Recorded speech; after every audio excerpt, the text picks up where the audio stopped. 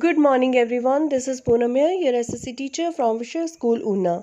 Dear students, we are doing the chapter The Making of a Global World, and today we will continue with the topic the 19th century, 1815 to 1914. So students, 19th century में हम लोग study करते हैं 1801 से लेके 1900 तक के period तक. So let's start the topic. The world changed profoundly in the 19th century. Profoundly means extremely. तो 19th century में जो वर्ड था वो बहुत ज़्यादा चेंजेस आई उसमें.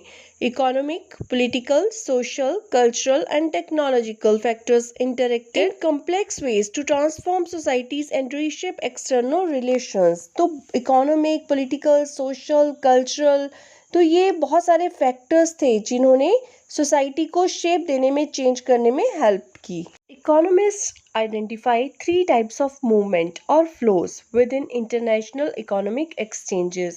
तो उस टाइम में 3 टाइप के जो फ्लोज थे उनको आइडेंटिफाई किया गया. कौन से 3 टाइप्स के फ्लो थे? The first is the flow of trade which in the 19th century referred largely to trade in goods. तो फर्स्ट फ्लो कौन सा था? Flow in trade. किसको रेफर करता था वो? ट्रेड इन गुड्स, जैसे कि क्लोथ, व्हीट. और जो सेकेंड फ्लो था that was flow of labour, means the migration of people in search of employment. काम ढूंढने के लिए वो एक जगह से दूसरी जगह जा रहे थे, तो लेबर का भी फ्लो हो रहा था. The third is the movement of capital, और कैपिटल मीन्स मनी. तो थर्ड मूवमेंट किसका हो रहा था? कैपिटल का, मनी का, फॉर शॉर्ट टर्म और long term investments over long distances. तो थर्ड जो था फ्लो था, मूवमेंट था, वो था कैपिटल का. शॉर्ट टर्म या फिर लॉन्ग टर्म इन्वेस्टमेंट हो रही थी लॉन्ग डिस्टेंसेस पे, जैसे मल्टीनेशनल कंपनीज करती हैं एक कंट्री में दूसरी कंट्री में. मीन्स अगर जो मनी है वो ज़्यादा है तो वो उसको इन्वेस्ट कर देते हैं. तो ये 3 टाइप्स के फ्लो थे. पहला तो ट्रेड का फ्लो हो रहा था कंट्री वाइज, एक कंट्री से दूसरी कंट्री में. दूसरा लेबर का फ्लो हो रहा था, माइग्रेशन हो रही थी लोगों की. लोग जो थे वो एम्प्लॉयमेंट की सर्च में एक जगह से दूसरी जगह जा रहे थे.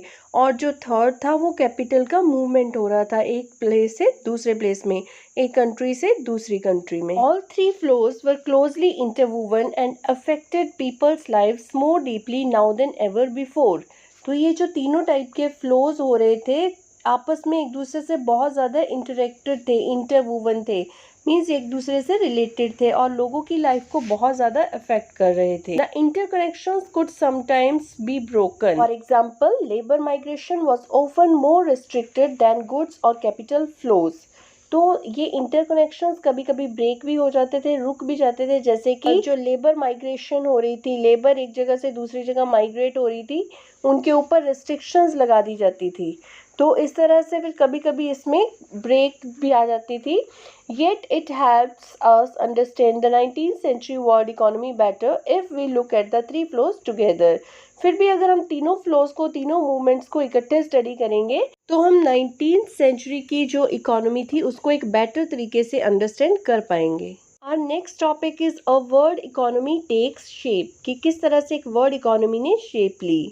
A good place to start is the changing pattern of food production and consumption in industrial Europe. Traditionally, countries liked to be self-sufficient in food, but in 19th century Britain, self-sufficiency in food meant lower living standards and social conflict.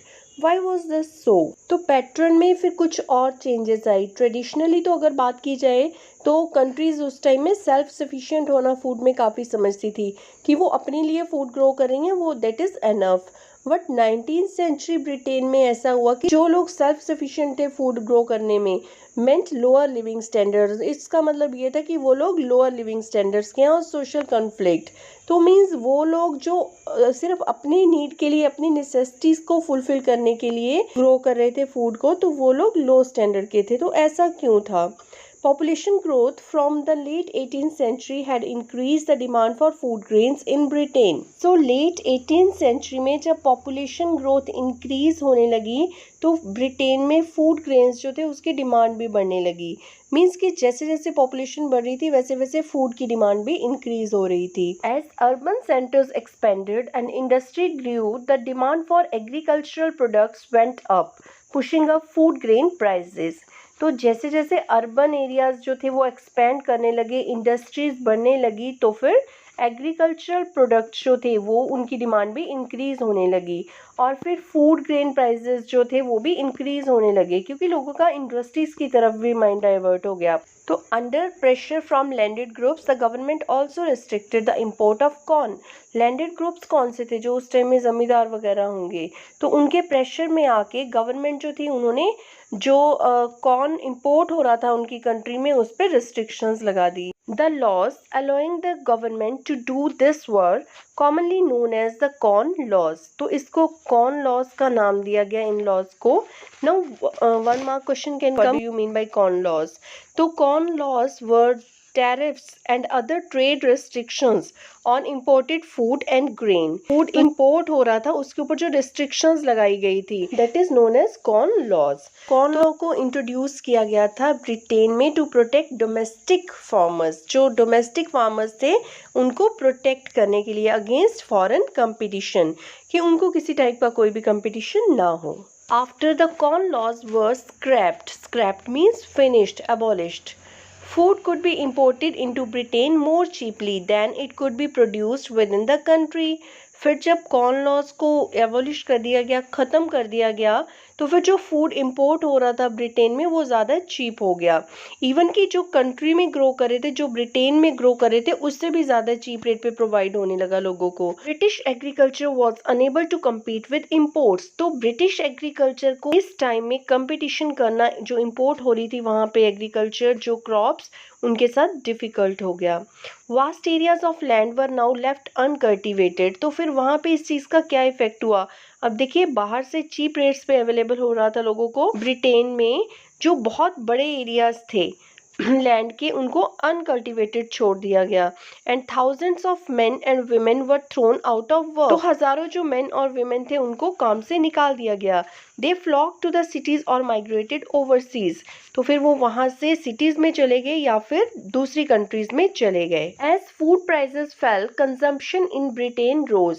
अब देखिए, food के जो prices थे वो कम हो गए, तो Britain में जो कंजम्पशन थी फूड की वो ज़्यादा हो गई। From the mid-19th century, faster industrial growth in Britain also led to higher incomes and therefore more food imports.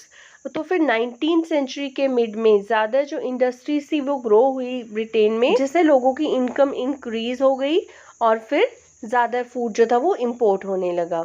Around the world in eastern Europe, Russia, America and Australia, lands were cleared and food production expanded to meet the British demand.